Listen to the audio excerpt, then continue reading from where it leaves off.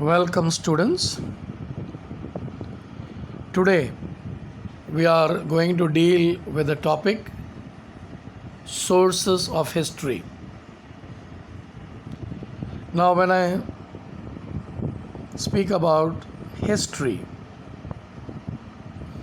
we are seeing that we divide this historical period into three types.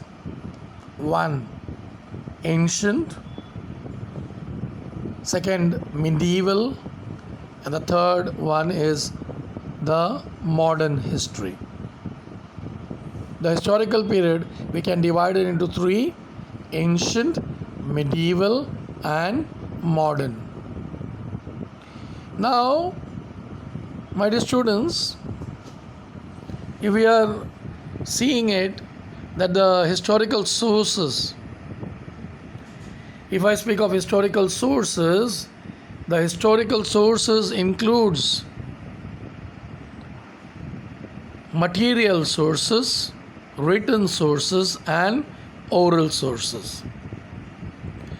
Similarly, sources based on modern technology such as audiovisual, video, and audio-visual are included.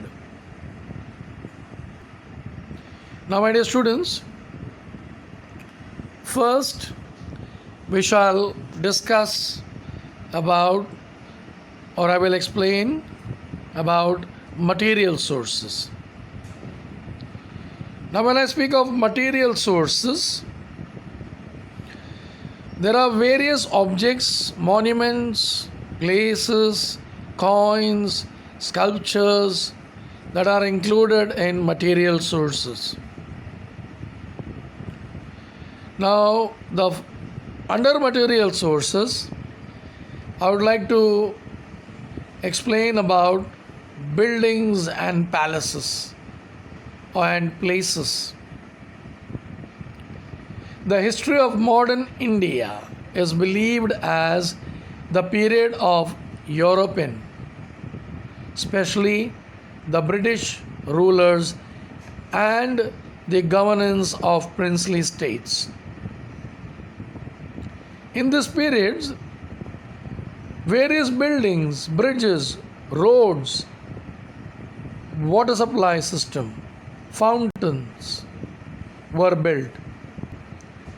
These buildings include government offices, residence of officers, leaders, and residence of revolutionaries, palaces of rulers of princely states, forts, prisons. Among these monuments, many buildings are intact even today. Some are declared as national monument, whereas some are converted into museums. For example, Cellular Jail in Andaman is the best example. While visiting these sites, we get information about contemporary history, architecture, nature of monument, and also economic condition of that particular period. Just as during the visit to Cellular Jail in Andaman, we get information about revolutionary work of V.D. Savarkar. By visiting Mani Bhavan in Mumbai or Sevagram Ashram at Wardha, we get information about the history of Gandhian era. Now, my dear students, I would like to show you a palace which is in Pune, which is called as Aga Khan Palace. Now, if you see, for the study of history of various objects, paintings and photographs, and such other things are preserved in the museum. At Aga Khan Palace in Pune, we can see different objects and documents giving information about the life of Mahatma Gandhi. There is one more example I have said about regarding buildings and example of building which come under material sources. Now there are few more other things which come under material sources. They are as follows: statues and memorials.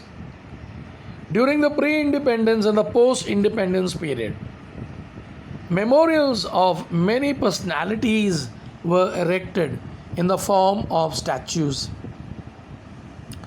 These statues are also important from the study of the modern Indian history.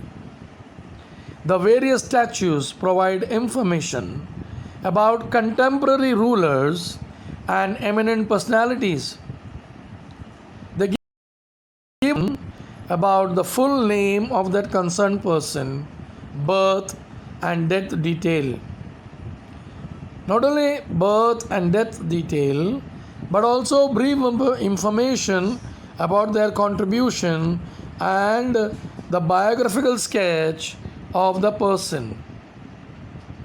Just as the statue of Mahatma Jyotirao Phule, Lokmanya Tilak, Dr. Babasaheb Ambedkar, there are memorials which are erected in the memory of various events which gives the information about the concerned event period, people related to this event. The best example is Hutatma Samarak at various places. Now, my dear students, let us go to the next source, that is written source. Following aspects are included in the written source of modern history. They are as follows. One is correspondence. Okay, one is correspondence.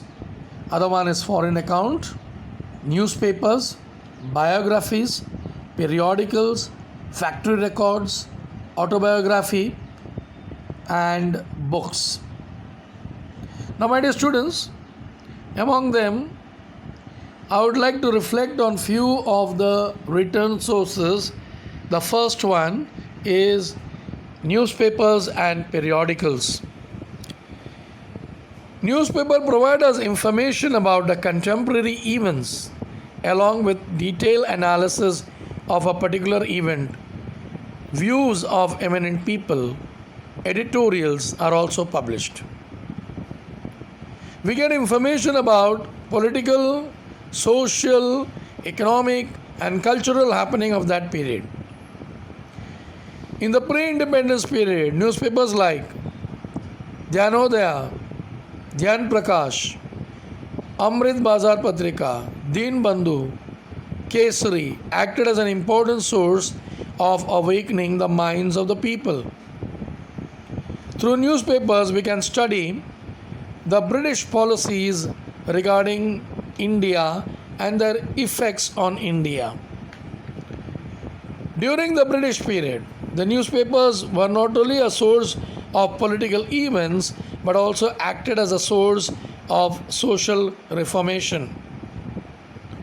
The Nibandhamala by Vishnu Shastri Chiplunkar, Shatpatre written by Lokhet Wadi, and the weekly Prabhakar comments on various social and cultural issues. I would like to give an example related to the written source. I would remember, or we could speak about Dr. Babasaheb Ambedkar and his newspaper. As we all know, Dr. Babasaheb Ambedkar, he fought for the rights of the Dalits. He fought for the rights of the Dalits. Now, my dear students, in January 1920, Dr. Babasaheb Ambedkar, he started a newspaper, Muknayak. But later on, Dr. Babasaheb Ambedkar had to leave for higher studies to England. Hence, he handed over his paper to his colleagues. In 1927, Dr. Babasaheb Ambedkar started a newspaper, Bahishkrit Bharat. Through the medium of Bahishkrit Bharat, he wrote for the reformation of the common people and bringing unity among them. Apart from this, he also started two newspapers, namely Janata and Prabuddha Bharat. Now, my dear students, it will be a new information for you. Even the maps and drawings are considered to be a written source, regarded as an important source of history.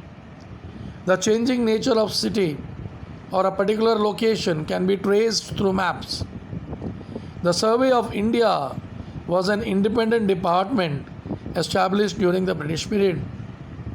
Through scientific method of survey, they have created maps of India, various provinces of India, and various cities in India.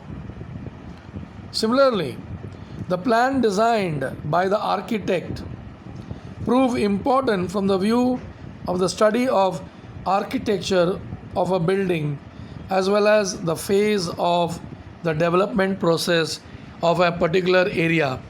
For example, Department of Mumbai Port Trust has the original plan of Bombay Port. Information about development of Bombay city can be understood through this plan drafted by the architects and engineers. My dear students, I would like to end my video. Thank you, and I will come out with the second part of this lesson later on. Thank you.